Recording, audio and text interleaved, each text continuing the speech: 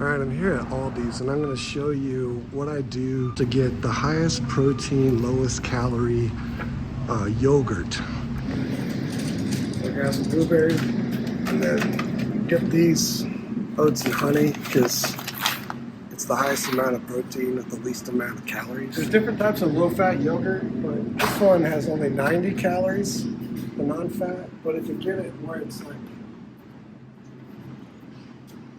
when it has like strawberry or vanilla, then it's 130 calories.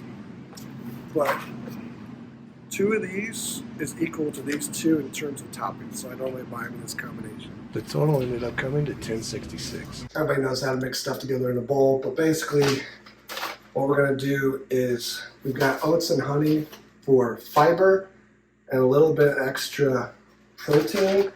We got the protein powder from muscle milk, and then some non-fat Greek yogurt. I have strawberry here and just plain. And then I got some blueberries just for a little bit extra flavor and nutrients. I have found that by mixing the strawberry powder in with strawberry Greek yogurt is a little bit too much strawberry additives and it gives me a headache. So I'm not going to use that this time. I'm just going to use the plain Greek yogurt. And what I do is I put a little bit of a base down in the bottom of it just so I have something to mix into. And then I'll do 1 scoop of protein powder.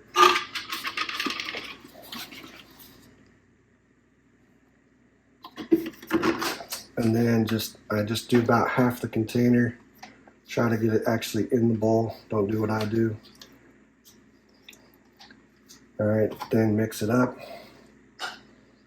And you're making basically like your kind of like cheesecake. Yeah, like a cheesecake consistency. I got there. Then some people wash these. I don't really care. So just put about 1/4 of this package in here because we're going to use 1/4 of this, 1/4 of this, and 1/4 of this. Just tear this open.